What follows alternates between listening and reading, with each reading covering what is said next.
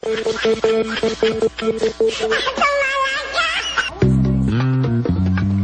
unang linggo ng Pinoy Big Brother Teen Clash of 2010, nakilala natin ang dalawang grupo ng kabataang dadaan sa iba't ibang uri ng clash.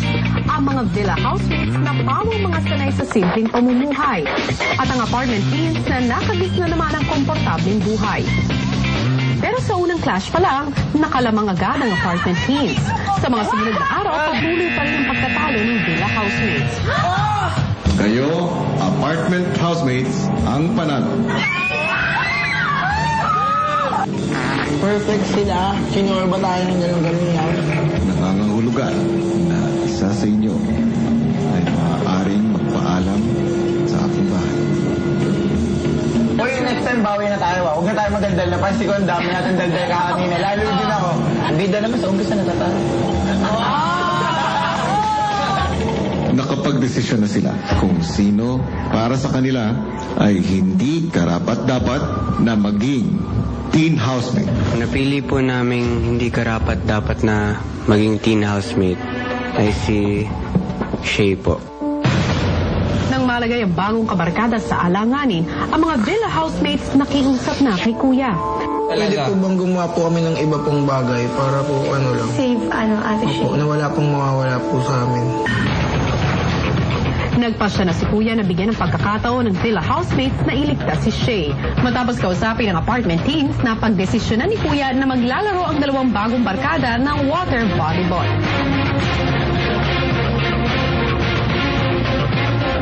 Kapag nanalo ang apartment teens, mabibigyan na sila ng malalambot na kama. Pero kapag nanalo ang villa housemates, mananatili bahay ni Kuya. Nice one!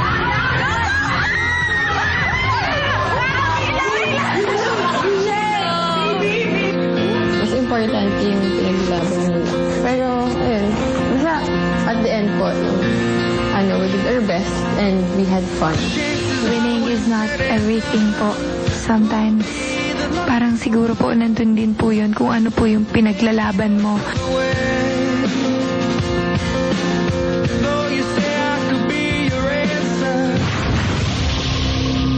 Kinabukasan, magandang gising ng Villa Teens dahil sa kanilang kauna-unahang pagkapanalo. Umagang kay ganda sa'yo, Joe? Umagang kay ganda rin. Umagang kay ganda, baby. Siguro ano tayo, bakit ka ganun? Kung kaya pa natin hindi inaasahan, no? Kasi ayaw pa ang paal sa motor. Ang mga bad hindi nagwawagi. Sino talaga nagpanalo sa akin? Yung dalawa eh. Sila nag-score eh. Mananalo ba tayo kung hindi nila ilalagay yung isang score?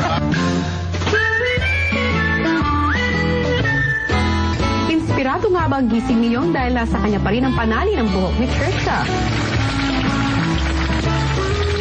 Hanggang sa paglabas ng bahay, si Trisha pa rin ang pinag-uusapan ni na Joe at his love. Si Trisha, no? Ang atake mo eh. Grabe ba? Ganda. Patangkit mo. Patangkit mo. Hindi siya sinasabi niya. Yung jojo pa eh. Kahit nakaganda lang siya. Kita ko eh. Pero babait naman sila yun, di ba? Sports. Sina Angelo at Yong pinag-usapan naman ang kanilang tulugan. Sanay ka sa bed mo? Matulog? Sanay ka doon sa bed na matulog? Hindi. Hindi rin ako eh. Napansin ko kagabi natulog ka sa sahig. Oo. Kasi po nung isang araw po, parang pag natutulog po ko dun sa malambot po, parang nakakapanaginip po ako ng masama po. At nung pong pagtulog ko po nung umaga doon po sa sahig po, parang medyo masaya po yung napanaginip ko po. Tsaka po pag minsan po, hinahanap ko rin po yung tulog ko po sa bahay, ganun po. Pero masaya na rin po. Saan ka ba nasanay? Sa banig po. Di ko nakatulog ng maayos. Dahil? Butas di po sanay sa kanin bed na ganun po kalambot. Ano bang klaseng kwarto meron ka?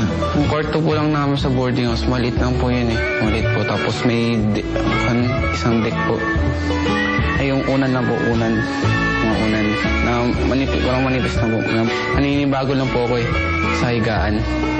Kung naninibago pa rin sina Angelo, ang apartment teens natutunan ng matulog sa banig. Alam ko na style matulog sa banig para hindi masakit sa ito. Sangga mo yung panig. Mahiga mo na lang. Saka yung dito. Dito mo lang yung nakaganon ako magabi.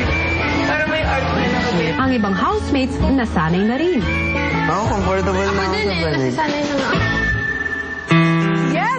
ay ang mga adjustments ang maasahan natin sa teen housemates sa patuloy nilang paninirahan sa loob ng bahay ni Kuya. Lalo pat sa gabing ito ay dadaan sila sa isang matinding proseso. Ito ang Pinoy Big Brother Teen Class of 2010 First Nomination Night. Hello Philippines and hello world! Live na live on a Saturday night. Malalaman na natin ang ating first set of nominees. Ano nga ba ang mga dahilan kanilang ibinigay para sabing hindi karapat-dapat ang kanilang mga kasama na manatili sa loob ng bahay ni Kuya. At kahit isang linggo pa lang ang mga teens sa Big Brother House, totoo nga bang may nangyari nitong nakaraang araw na nag-udyok kay Kuya na humantong sa isang matinding desisyon. Isang desisyon na makakaapekto sa estado ng isang teen housemate. Kung sino yan ang ating dapat abangan maya-maya lamang. Pero sa puntong ito ay kakamustahin muna natin ang unang linggo ng mga teen housemates sa villa. You're the only one for me. Four, three, step, 1, 2, 3, 5. Make it fall in love with me. Good evening, teen housemates. Good evening po. Yes, ito ang ating unang pag-uusap sa buong edisyon na ito. But before that, okay, palakpakan natin ang ating unang pag-uusap. Before that, gusto ko yung i-congratulate dahil nanalo kayo sa water volleyball. Galing-galing nyo, ha? Maganda ang samahan. Ilang sandali na nga lang ay malalaman nyo na ang ating unang listahan ng mga nominado. Pero syempre, bago natin alamin ang mga pangalan ng mga nanganganib, kakamustahin muna natin ang ilan sa inyong mga kasama na nailigtas nung nakaraang gabi. At ikaw ang tinutukoy ko, Shay. Ay, okay. Yes, congratulations. Meron kang 7 bagong kaibigan na talaga namang ipinagtanggol ka para manatili sa bahay ni Kuya. Anong feeling mo doon? Thankful kasi ayoko pang umalis masyado pang maaga. Marami pa akong papakita. Masaya ka ba sa mga bago mong kaibigan ngayon? Sobra. Yes. Thankful. Thankful, happiness, yun ang nararamdaman mo. Okay, maliban naman sa pagkaligtas kay Shay. Siyempre, nakaharap niyo na rin sa isang laro sa unang pagkakataon ang mga teens sa kabilang bahay sa apartment. Diba, Yong? Apo. Talaga naman ang side bangs mo, Yong. Na-maintain mo. Ano ang pakiramdam na makaharap mo yung mga kapitbahay? Ako po? Masaya po. Masaya. Gaano kasaya? Hindi naman po sobra-sobra. Masaya rin po kasi nakita namin yung ibang bahay na may kalaban po namin sa lahat ng task po. Oh, di ba? Parang yung saya mo sa sobrang saya mo talagang may naiwan ka pang souvenir sa isa sa mga teen housemates sa kabilang bahay. Nasa na ba yon? Nandito po. Bakit parang suot-suot mo yan? Meron bang ibig sabihin yan sa'yo?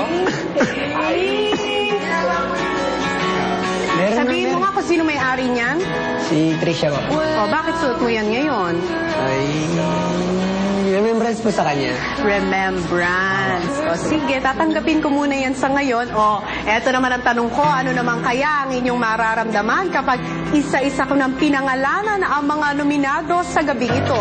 Babalikan ko kayo, teen housemates. Bye po. Bye.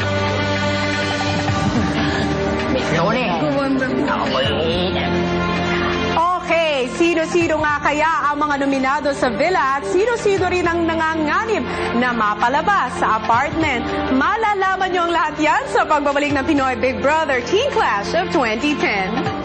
Big Placer dahil makakakuha siya ng 300,000 pesos. O overtake naman ang second Team Big Placer dahil sa tumataginting na 500,000 pesos na matatanggap niya.